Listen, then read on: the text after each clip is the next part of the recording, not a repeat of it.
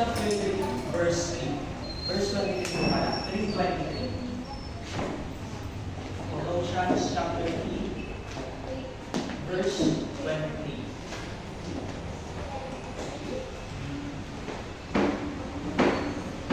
Ano po? So, okay na po ba? Colossians chapter 3, verse 23. So, sabay-sabay po natin basahin. Verse 23, ready now, begin. And whatsoever you do it heartily as to the Lord, and not unto men. Verse 24 po. Knowing that of the Lord, ye shall receive the reward of the inheritance, for he is termed the Lord Christ. So, tayo po manalangin. Dakilang ng Diyos na nasa langit, Panginoon, maraming salamat muli sa inyong pong oras na pinagkaloob sa bawat isa. Ngayon, Panginoon, sa inyong pong araw na ibigay po sa amin. Nawa ang aming yung pag-aaralan ngayon ay kayo po ang lubos na mabigay sa bawat isa ng sapat na kaalaman, karunungan, magamit ng Panginoon, at naiintindihan ang inyong pong salita na aming pagbabasahin sa pag-aaralan ngayon. Maraming salamat, karanasan nawa at patuloy na karanasan ngayon sa kahit anong mapamakan. At muli patawad sa aming pagkukulang at pagkakasala. Ito po yung aming panalangin sa pangalan ng Panginoong Jesus. Hindi na pong maupo po ako. So, dun po sa verse na binasa. Ano po? And whatsoever you do in heartily as to the Lord and not unto men. So, gets nyo naman po. Ano po? So, kung ano man yung ating gawin, ano po, gawin natin na dahil po sa Diyos, hindi po sa tao. Yung gagawin natin yung bagay dahil ilulos lang ng kanyang tao. Gagawa tayo ng bagay para po sa Diyos. So, ito nga po, ibabahagi ko sa inyo ngayon ay ito po. Ano po siya dito sa quote lang po ng damit ni Sir Melvert. Kung nakita niyo na po yung expect great things from God and attempt great things for God. Ano po? So, ayan. Bakit? Ano nga ba? Papasok ko muna ulit yung prayer. Ano po? Since kailangan, yun po yung pinaka-communication, way of communication natin para po sa Diyos. Ano po? Nakikipag-usap po tayo sa Diyos through prayer. Ano nga ba yung prayer? Ayun po sinabi ko po, is communication nga po with God. So, gaano nga ba ka-importante ang pag-pray? Ano po? So, alam naman po natin na ang pananalangin ay kaya po tayo nag-pray dahil meron po, naniniwala po tayo na kailangan po natin ng Diyos. Ano po? Naniniwala tayo na hindi natin kaya ng tayo lamang. Ano po? Lagi natin tatandaan, tayo po is wala po ang Diyos. Ano po? So, prayer. Bakit nga ba nag-pray? Yung prayer po, pag nag-pray tayo, ito ang topic natin is yung gawa natin mga bagay, kahit anong mga ginagawa natin bagay, para po dapat sa Diyos. Ano po? Bakit nga ba tayo nag-pray? Ano po? Ang prayer is humingi po tayo sa Diyos ng sapat na, ayun nga, pinahagin ko din po ito na last, sapat na wisdom and knowledge. Bakit? Dahil mahirap po magtiwala sa sariling kaisipan. Ano nga po sabi sa Proverbs 3:5? Trust in the Lord with all thy heart and lean not unto thine own understanding. Ano po? Nag-pray tayo para humingi po sa Diyos na sapat na kaunawaan. Ano po? Para makuha natin or makilos natin yung bagay na ating po mga gagawin. Ano po? Pangalawa, bakit nga ba mahalaga ang prayer? Yun po yung una. Hindi po natin kaya kung tayo lamang. Ano po? Pangalawa po is, yun naman sa ating pagkilos, humihingi po tayo ng kalakasan. Hindi nga po natin alam yung ating pong gagawin. Kung may plano po tayo, hindi po natin alam kung ito bang plano natin is matagumpay na may sasagawa or hindi. Wala pong kasiguraduhan. So, kaya po tayo humihingi po ng kalakasan po sa Diyos. Ano po? Courage and pagtitiwala. Trust po. Ano po? Sa ating pong Panginoong Kristo. So, ayun nga po. Expect great things from God and attempt great things for God. Ano nga ba yung great things from God? So, ang great, pinaka ang pinaka magandang pong bagay na galing po sa Diyos, una lang po dun ang kaligtasan. Ano po, alam niyo naman po yung salvation. Nagbayad po si Kristo ang dapat po natin pagbayaran. Ano po, kumbaga, may utang po tayo sa apoy ng impyerno, kailangan tayo ng Diyos makasalanan. Ano po, tayo dapat yung nandun sa apoy ng impyerno ang pagdurusa. Pero si Jesus Christ na po yung nagdurusa at nagbayad ang dapat po natin pagbayaran. Ano po, so, yung una po, ano nga ba yung great things from God? Ito po ay ang unchanging love. Ano po, kailanman, ang Diyos po, hindi po naging unfair sa mga tao. Lahat po ng tao ay kanya po minahal. Kaya nga po ginawa niya po yung bagay na hindi po natin, hindi natin kaya, hindi natin makakagawa ng ginawa ng Panginoon. Ano po, so ginawa niya dahil nga po sa pag-ibig. So, yun po una, the love of God. Ano po, kailanman hindi nagbago po ang pag-ibig ng Diyos sa bawat isa sa atin. And ano nga ba yung, meron po kasi magkaiba po yung love na galing sa Diyos and love po na galing sa tao. Kaya nga po nung sinabi ko kanina, ang love from God, hindi po nagbabago. Ano po, kapag sa tao naman po, may minahal ka, masaktan, pag nasaktan niyang ganyang taong yan, maaaring magbago na po yung kanyang pananaw sa iyo at mawala yung pagmamahal na tinatawag po natin. Ano po, kahit tao yan, tao po tayong lahat na may pakiramdam. So ano po, based more on kasi ang mga tao po, ang pagmamahal na gawa po dito sa mundo is nandahil sa emosyon. Ano po, dahil nadadala lang po sila sa kanilang emosyon. Ngayon, ano nga ba yung love from God? We love Him because He first loved us. Ano po, kaya po tayo nandito ngayon, ako po, nandito nagsasalita sa inyong harapan. Ano po, hindi naman ako makakapagsalita dito ngayon, and hindi din naman kayo na makakaupo at makakipilipin at sisikapin makinig sa akin kung hindi po mahal at kilala mo ang ating po Diyos. Ano po, so yung una, pangalawa naman po is unending presence. Gaya po yung sinare ko po kanina, binahagi ko po sa inyo kanina sa akin po personal testimony. Ako po is, lahat po tayo galing sa school, nag-i-school, nag-aaral. Ano po, merong mga bagay na hindi nga natin ine-expect na kaya pala natin gawin, pero nagagawa natin. Bakit? Tayo nga po is yun, kapasok po ulit yun, pag-pray, humihingi po tayo sa Diyos ng pangangailangan na hindi po natin kayang sarili i-provide. Ano po? So, nandun po, yung presensya, pagsama po ng Diyos sa ating po, bawat ginagawa. Ano po? Sa bawat bagay po na ating ginagawa. So, walang katapusang presensya. Ano po? Yung po yung pangalawa, walang katapusang presensya po para po sa atin. Lagi po natin tatandaan na siya po ang kumilos. Kumuha na nga po yung dapat po tayo aakot tayo po yung gagawa. Ginawa na po niya. Ano po? Tapos, dapat po ang ating motibo. Ito po. May mga tao po kasi, meron din mga Christian. Ano po? May mga tao, lalo na rin sa labas. Gumagawa sila ng bagay dahil meron lang silang motibo. Meron lang silang gusto na ganito para makuha yung ganito sa ibang tao. Ano po?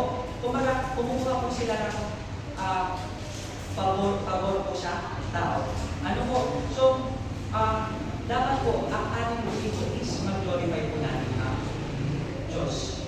Ano po? Lagi na po, ito nga po sa verse natin, as to the Lord and not unto men. Hindi po sa tao, sa Diyos. Ano po?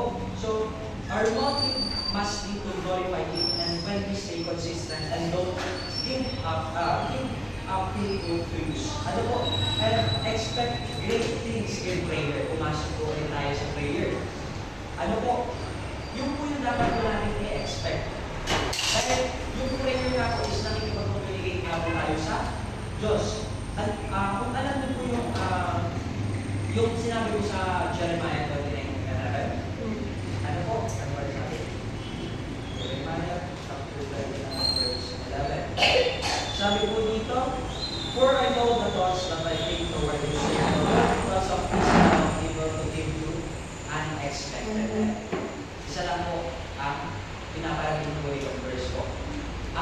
po ay may plano po sa bawat isa sa atin. Ano po? And not of evil.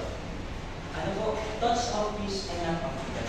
Yung meron po tayo kapayapaan. Yung bibigyan po tayo ng Diyos ng kapayapaan. Ano po? Kung tayo ngayon siguro nasa labas, problema na naman tayo ngayon. Ano po? Kung sa magulang, sa mga nagtatrabaho, ating po mga magulang, nagkakalap buhay sila. Ano po? Nai-stress sa kinabakuhan ng mga gastusin. Sa mga anak naman, tayo po bilang mga nag-aaral at anak, yung gagawin natin, ano ba yung mga gagawin natin? Ano po? Mai-stress tayo dahil wala nga akong plano ang ating pong buhay. Hindi po natin alam. Ano po? Pero, ito po ang papakapo ng Diyos. Ano po? For I know the thoughts that I think toward you. Ano po? Alam po ng Diyos ang kaisipan. Ano po? Na para po sa atin. So, ang plano po ng Diyos is yung kapayapaan at hindi na kasamaan. Ano po? To give you an expected end. And isa pa po, lagi po natin tatandaan.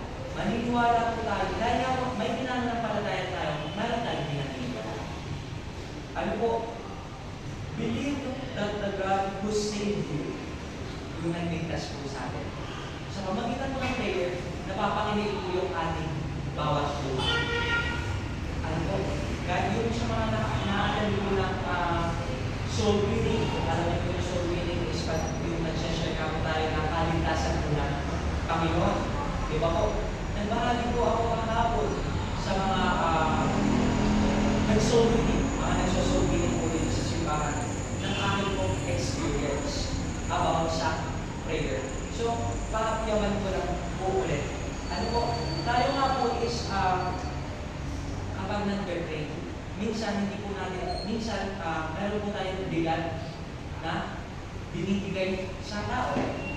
Sa ano po ibig ko sabihin? Kaya may problema tayo, unang natin sinasabihan yung mga tao kakilala natin, kaklose natin, ganyan. Pero yun po, nalaman ko yun, mali pala. Tao lang kasi yan, ano po, hindi po natin masasabi na lahat ng isasuggest niya sa'yo is mag-work sa'yo. Ano po, so, sa pamagitan pa rin po lang kayo. Iluluha po natin yung ating pong mga burden. Dahil una nga po, kabalik ulit, hindi po natin kaya. Ano po, tayo po is nag-pray. Di ba po, ang sarap pag-pray? Yung po, malaya na ikaw is naluha na. Yung pagluha mo, doon ka naman bibigyan ng Diyos ng kagaan na loob. Ano po? Dahil po, kapag pinip lang natin, sinarili lang natin kung yung problema, ito po ang hirap. Ang hirap na din minsan magsalita eh. Ano po? Pero, through prayer, nabibigyan po tayo ng kagaan. Ano po? Dahil alam po natin na ang Diyos po, ang presensya niya po ay lagi pong sumasa atin at kaya nga niya po, bibigyan niya daw tayo ng kapahingaan. Ano po? Lumapit po tayo sa Kanya at bibigyan tayo ng kapahingaan. Ano po? Huwag po natin, yun nga po, lagi po natin tatandaan na ang nagligtas po sa atin, napapakinig po ang ating mga luha. Ano po? Kahit ano man yung kalagayan sa ating mga buhay-buhay, iba't iba po tayo ng problema, pero ang bawat tao po is hindi mawawala ng problema. Kada isa po is may problema. Ang magaan man yan or mabigat, may problema. Problema pa din yan. Ano po? Yung binabahagi mo ang problema hindi mo nababawasan pag-post na lang nagkaganda. Ano po? Kung matapos naman yung problema mo, may panibagong problema. Kung hindi mo matapos, may problema pa rin na darating. Ano po? So, ayun po. And, isa ka po. Ano nga ba yung rule? Ito po, may rule po kasi. At tinatawag po tayo. Rule of faith sa ating po pananampalataya. Ano po yung nakasulat po dun sa card, Matthew 20.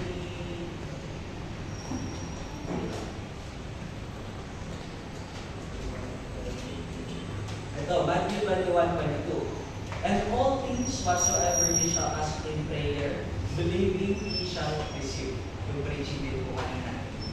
Ano po? And all things whatsoever ye shall ask in prayer, believing.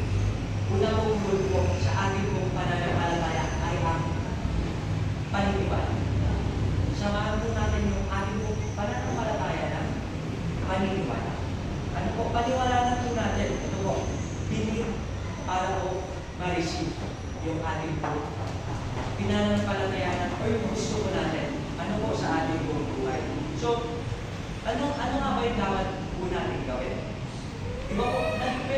ganito na lang po ang halimbawa. Sa tao na po, hindi naman po magkakilala sa una. Halimbawa na lang ay, ikaw na lang ay, pwedeng mayroon sa inyong dalawa. Ay, dito kayo. Ito, kunwari ito, si Rika and si Joey. Hindi sila magkakilala. Sabihin lang natin na nagtagpo lang sa school tapos magkaklase. Bago silang magkaklase, wala pang, hindi pa nila to kilala, hindi pa niya kilala to, and hindi pa niya kilala to. Diba? Once na nag-communicate nga po, sabihin natin sa first day, hindi muna, dahil hindi nga ka-close, yan, ganyan. Pero second day, sa school yan, nag-meet ko na rin sila dito. Diba? Mag-uusap silang dalawa. Nagtatanong, anong pangalan mo, ganyan, anong mga favorite, ganyan, pagkain, anong mga laruan mong gusto, ganyan. Diba? Sa pagtagal, na paulit-ulit na makikipag-usap yung tawagan itong dalawa, once na patuloy po yung kanilang communication, diba nagiging close? Nagiging magkaibigan sila. Dahil alam niya na yung gusto nito, alam din yung gusto nito. Alam din yung ayaw nito, alam din yung ayaw nito. Ibig sabihin, alam na po nila yung side po ng bawat isa. So, doon po sa prayer, nakikipag-communicate po tayo sa Diyos para po yung relasyon ay lumaki. Ano po? Dahil mahirap nga po kapag sa tao. So, ito. At then, great things for God. Ano pa ang title po natin is expect great things from God. Ano mga ba yung ina-expect po natin? Yung sinabi ko po kanina, yung pagmamahal, hindi nagbabagong pagmamahal ng Diyos. Pangalawa po, yung walang katapusang presensya ng Diyos. Ano po? Lagi po natin itatandaan. Ano naman po yung dapat po natin i-attend? Yung kailangan po natin subukan at gawin. Ano po yung best na kaya po natin gawin para naman po sa Diyos. Ito nga po sinabi kanina sa Colossians 3:12. Ask to the Lord and not and do it heartily. Ano po? Pilit-pilit ka lang makumikilos. Ang hirap di ba kapag pilit-pilit lang nakilos? Halimbawa lang sa bahay, inutusan ka maghugas, ayaw mo maghugas. Papasa mo sa kapatid mo, ganyan.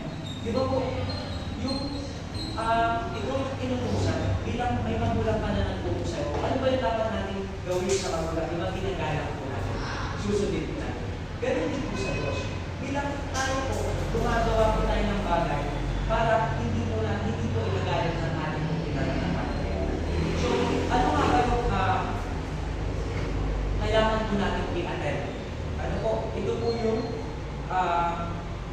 call, may tawag po ang Diyos. Ano po yung tawag niya po sa atin? May tawag po siya para tayo ay Diyos. Hindi po tayo nakakilala sa Diyos, nakaunawa ko ng kanyang salita para lang po din sa walang kwenta. Di ba? Gaya din po ng salvation, ang sacrifice po ni Jesus Christ. Hindi naman po namatay at nag-sacrifice ni Jesus Christ para sa walang kwenta. Di ba po? May kabuluhan po lahat po ng ginawa pong paghihirap at pagdurusa po ni Jesus Christ. And tayo po yun. Tayo po mga nandito sa simbahan. Ganun din po tayo dapat sa Kanya. Paano po yun? Tayo po is kinikilos. Hindi po para din po sa atin. Ano po, hindi is Jesus Christ na nakinabang sa Kanya po ginawa, kundi tayo po. Ngayon, ibabalik na lamang po natin yung Kanya po ginawa sa atin bilang pagbibigay ng pasasalamat. Hindi po natin mahiligan at masasapatan po ang kahit anong bagay ang ginawa po ng Panginoon po para sa atin. Ano po? So, ito nga po. Ito. Ang tanong po ay ito. Kailangan po natin i-expand. Ano ba kapag sinabi na-expand? Di ba palawakin? Yung ating view. Dahil kung dyan ka lang titingin sa bagay na yan, hindi ka titingin sa iba, mahihirapan ka. Bakit? Halimbawa na nga lang sa school, kung nag-focus ka lang sa ganitong subject, pinabayaan mo iba, di ba ang hirap? Dahil alam mo yung outcome eh, babagsak ka dito, and dito ka lakasan. Di ba po? Ganun po yung hinahalabasan. And isa pa po, at ayun nga, paano nga natin i-expand ang ating view sa ating po yung ginagawa, ang view po natin para po sa Panginoon. Kailangan po natin meaning na magbigay po tayo ng kapulihan. Tayo po is gagawa, hindi nang dahil tayo po ay nakutusan, tayo po is kikilos, nang dahil tayo po is willing magbigay ng pasasalamat po sa Diyos. Ano po, kung gagawin na lang natin, ito po ginagawa natin ngayon, pagbibigay po ng kapulihan at pasasalamat po sa ating po Diyos. So, ito, malapit na po tayo. At gaano nga ba importante? Dito po, iikot po kasi tayo sa prayer. Ano po? Ang prayer. Gaano nga ba importante ang prayer? Ano po? Sinabi ko kanina, yun nga po yung pakipag-usap natin sa Diyos to build a strong relationship with God. Ano po? Ano nga ba yung bakit nga ba importante ang prayer? Ano po? Ang prayer po, nagbibigay, nagsusupply po siya sa akin ng kalakasan. Ano po? Kalakasan pagdating po saan? Sa ating pong problema sa buhay. Di ba po? Halimbawa na lang, ako po, personal wala po akong pera. May utang ako, kailangan ko bayaran. So, bakit na ba ako ng-utang? Sa sarili ko lang din naman pangangailangan. Di ba po? Tapos, tsaka nga lang nalalapit sa Panginoon dahil may pangangailangan ka. Ano po? Nangyari po sa akin yan dahil, lalo na po dati, kapag may problema lang, tsaka lang lalapit. Ano po? Sa Diyos. Pero mali po. Dahil yung minsan lang natin pag-uusap sa Diyos, mahirap po makipag-close. Ano po?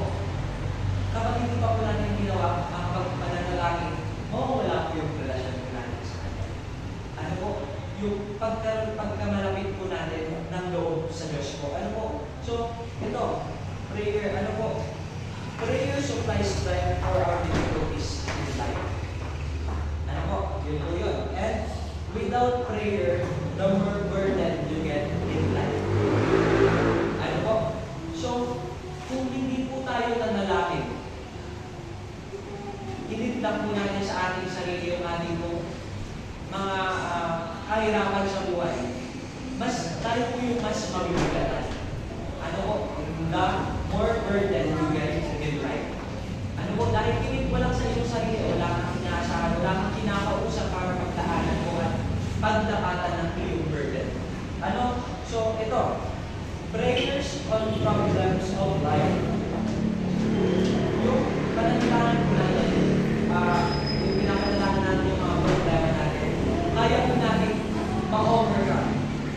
Hindi po dahil kaya po natin, kundi sa mga ipag-usap po natin sa Diyos, binibigyan niya po tayo ng tamang daan kung ano nga ba yung dapat sa atin. Ano po? Dahil kung tayo lang, may hirap. Mahirap na magtiwala sa sarili. Kung sa sarili, mahirap na magtiwala sa tao pa kaya. Ano po? So, ito po, our confidence in appearing before God in prayer. Yun po yung gano'n makakalimutan. Ano po? Yung confidence po na tayo po is makipag-usap at umarap po sa Diyos through prayer. Ano po? Yung po is, ang prayer po, nag-o-open po siya ng pintuan para po makipag-communicate nga po tayo sa Diyos. And once na napagbuksan po tayo, ibig sabihin, may allow po tayo gawin sa ganung bagay. Kumbaga, may permission po tayo. Ano po, na pumasok sa ganyang pinto. Dahil, pinagbuksan niya sa prayer na ginawa. So, doon sa prayer, kapag pinagbuksan ka, kunin mo na yung, kung ano man yung pinapalagay sa iyo ng Diyos. Gaya nga po ng sabi ng pastor, kapag nag-pray po tayo, meron po tayo mga nag-iisip na parang may nagsasabi na, ay, may ganito kang kailangan gawin. Isulat mo. Sabi po ni pastor, di ba po? May mga times na gano'n mangyayari sa prayer. Bakit? Sabi po ni pastor, yung kung ano man yung pumasok sa iyong kaisipan sa habang nag-pray ka, isulat mo at gawin mo. Bakit? Yung po yung sign na nagbibigay sa iyo ng daan, ano po, na mas makakatulong po sa inyong sarili. Ano po? So, through prayer, ano po, yung prayer is a power cleaner. Ano po, siya po yun ang nagbibigay ng kapangyarihan sa bawat isang sa atin. Hindi po literal na power sa ganyan. Yung tayo po sa mag-araw-araw na lang, palakasan para bumangon. Ano po? Ito po, isa pa, confidence. Ano po yung confidence? Yan sinasabi po natin. Yung relax ka na ng loob, na humarap, ayaw mo humarap, ganyan. Diba sa tao, kapag magkakilala na kayo, kaya nyo nang harapin ang isa't isa. Pero kapag hindi kayo magkakilala, yung mata lang, ganun lang, tapos balik ulit sa ganyan. Diba? So, doon sa confidence nga po, ano po? Confidence tayo po is kaya natin humarap sa Diyos ng may confidence. Bakit? Sa pang-araw-araw natin ginagawa, sa bawat ginagawa natin na sinasabahan po natin ng prayer, yung relasyon po, kung malayo man yung gap natin, lumapit po. Ano po? And isa pa, our confidence in appropriating for God. Ano po? Promise is presented. Ano po? Ang pangako po ng Diyos, kaya na po, yung pangako kapahingahan, kapag lumapit mo sa Kanya, kung ano ang pangako, napakaraming pangako ng Diyos, ay iba'y binigay. Ano po? Kaya na po magbigay. Dahil bakit? Lagi nga po natin tatandaan, Luke 1:27, for with God nothing shall be impossible. Ano po? Huwag po tayo magduda na tayo, kasi tayo mga tao is mapagduda. Ano po? Dahil may mga ganitong bagay na iniisip agad natin, yung magiging outcome. E paano kung hindi rin yung outcome na gusto iparating sa iyo ng Diyos? Ano po? So walang masamang sumubok. Ano po? Sumubok po tayo ng great, ano po? Attempt great things for God. Dahil meron po siyang binigay po sa atin na i-expect na lang po natin. And yun nga po yung kanyang binibigay niya sa ating pang-araw-araw.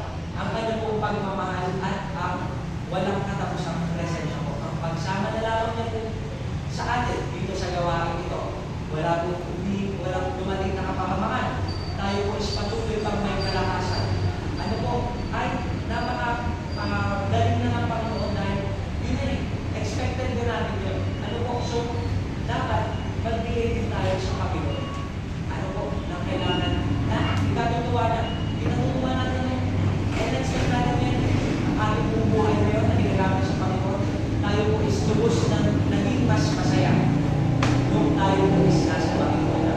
Ano po? So, ayan po. Ang promise po ng Diyos ay present tayo. So, ito pa po. Last na po. Ito po.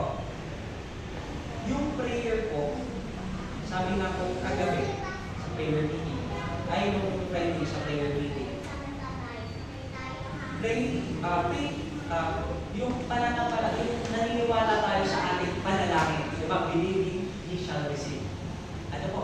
Believe para ma-receive. Ano po? Believe. So, yung pananalangin po natin, meron pong assurance yun eh. Ano po?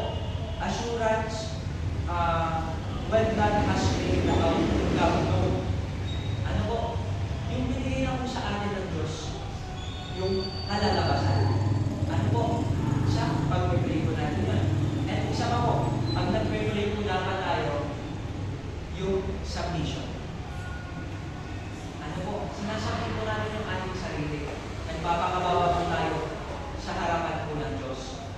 Bakit? Hindi mo kayang taasan ng Diyos. Hindi mo kayang tumbasan ang ginawa ng Diyos para sa iyo. Ikaw nga, kaya ka niyang tanggalin sa mundo kung gusto niya. Kaya ka din niyang hayaan mamuhay kung gusto niya. So, wala po sa atin yung choice.